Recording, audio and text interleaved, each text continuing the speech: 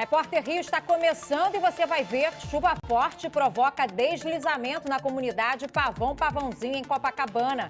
Pelo menos 10 famílias estão desalojadas. Na véspera do leilão da SEDAI, o clima esquentou entre deputados na Alerj, com direito a bate-boca e troca de acusações. Familiares de inocentes mortos em confrontos no Rio acusam a polícia militar e exigem justiça. Tem ainda a denúncia de parentes de um vigilante. O homem teria sido preso por engano. Veja também a previsão do tempo. Agora.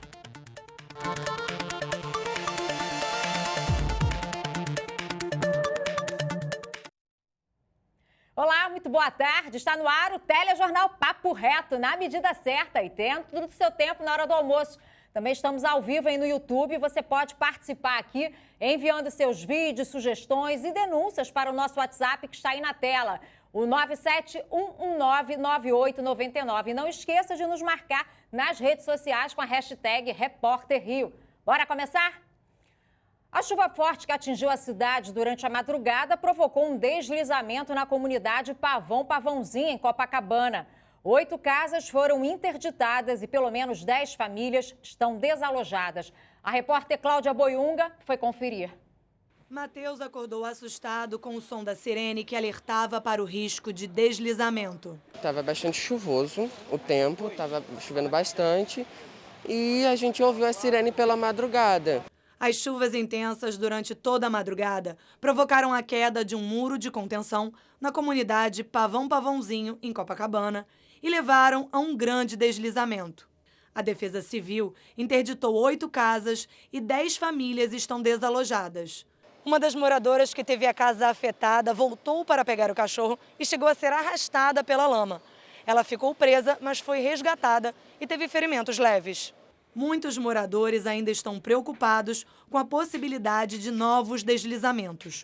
4 casas estariam ameaçadas. Eu moro aqui no início, mas a sirene da Defesa Civil está tocando desde ontem, 11 horas da noite. E assim, pelo que eu conheço de pessoas que moram mais lá para cima, a situação está bem crítica mesmo. Vamos para o Centro de Operações da Prefeitura do Rio falar com a Cláudia Boiunga, que tem outras informações. Boa tarde, Cláudia. Atualiza para a gente.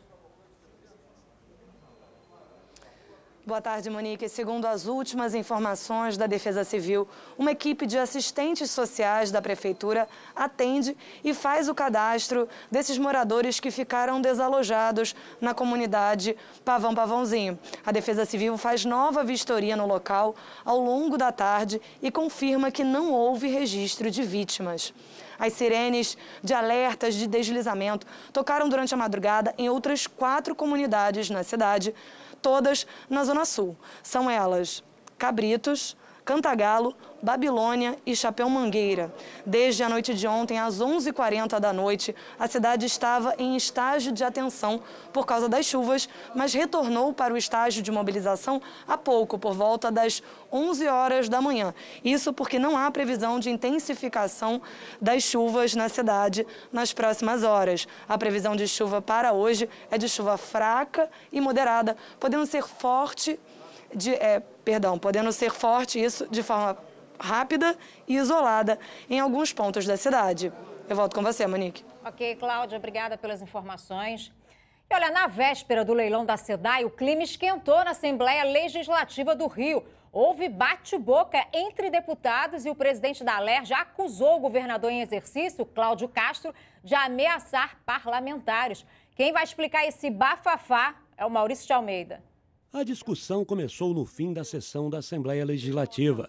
Ao encerrar os trabalhos, o presidente da Alerj fez uma denúncia de que o governador em exercício, Cláudio Castro, deputados federais e senadores estariam ameaçando deputados estaduais a votarem contra o projeto que condiciona a concessão da SEDAI à revogação do regime de recuperação fiscal do governo do estado com o governo federal. Caso seja aprovado, o projeto pode impedir o leilão da SEDAI, marcado para amanhã. Eu estou recebendo telefonema desde o dia de ontem, inclusive de ameaças pessoais.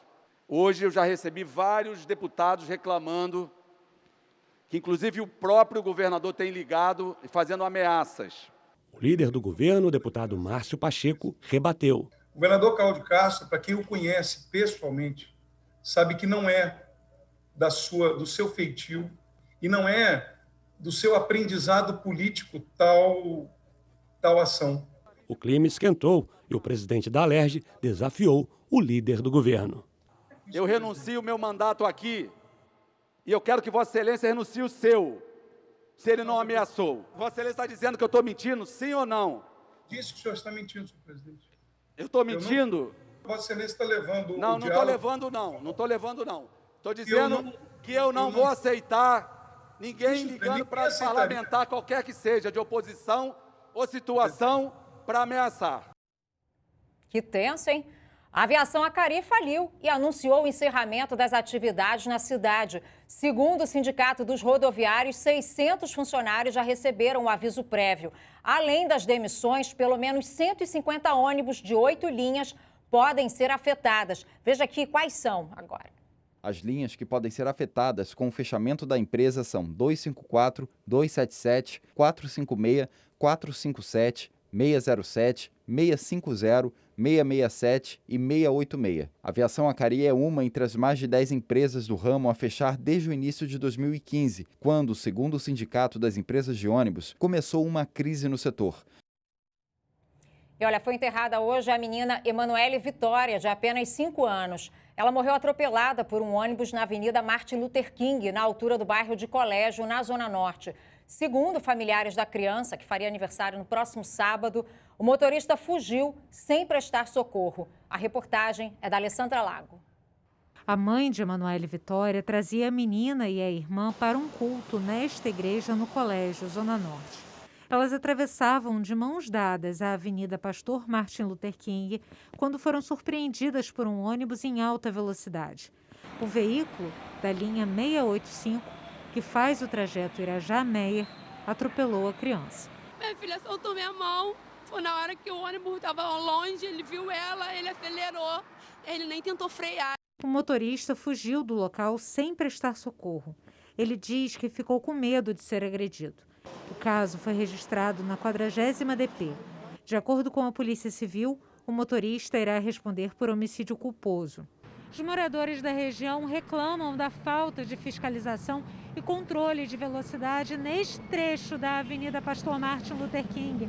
Havia um radar nessa região, mas ele foi retirado.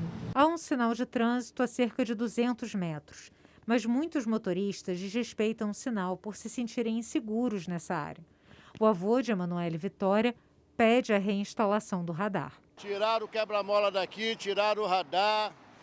Quem tirou não deve ter parente para atravessar isso aqui. De noite é escuro. Aqui não tem luz. Aqui não tem luz, aqui é escuro. Com isso eu perdi a minha neta. Problemas de iluminação lá também.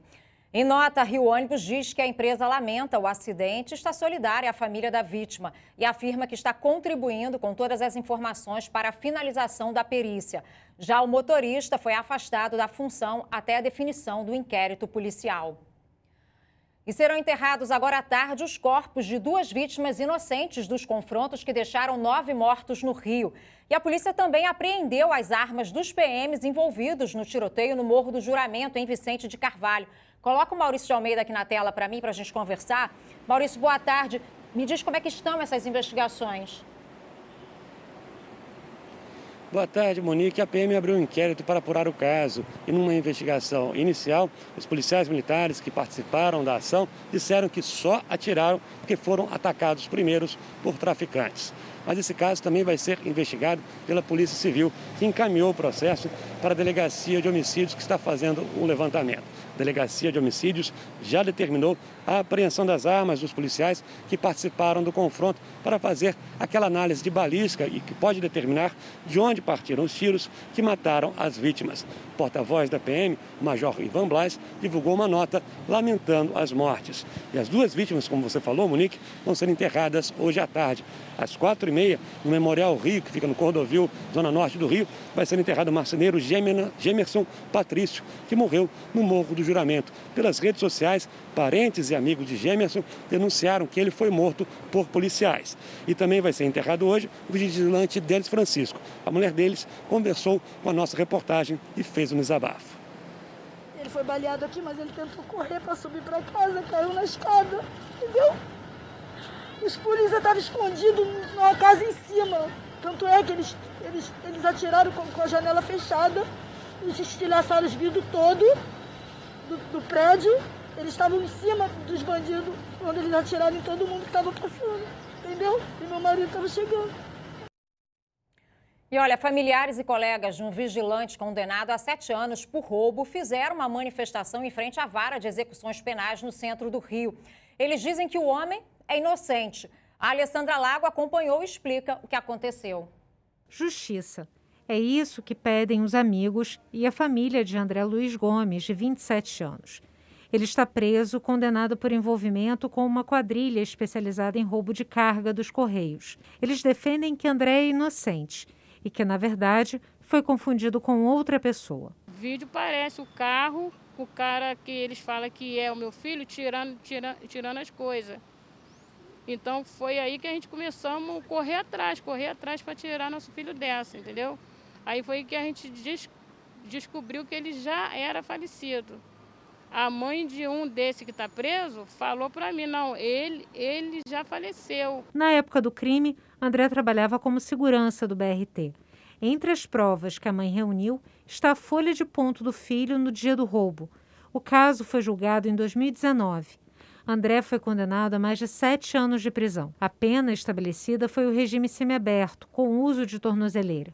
Como o crime envolve uma empresa pública, a investigação ficou a cargo da Polícia Federal. Desde o dia 3 de março, André está preso por problemas na tornozeleira eletrônica. A Justiça alega que houve violação do equipamento, mas a família reclama que só soube da prisão dias depois e segue tentando provar a inocência dele. É um negócio muito desumano, né? Como uma pessoa vai confundir uma pessoa com a outra, que a semelhança é completamente diferente. É um descaso isso, que a pessoa é escura. O processo está no Tribunal Regional Federal da 2ª Região. De acordo com o TRF2, não há data para julgamento do recurso. Eu fico muito triste a justiça fazer isso com uma pessoa inocente, entendeu? Em nota, o TRF informou que expediu a ordem de prisão preventiva porque o vigilante estaria violando as condições do monitoramento eletrônico. E a Polícia Federal disse que não se manifesta sobre investigações em andamento.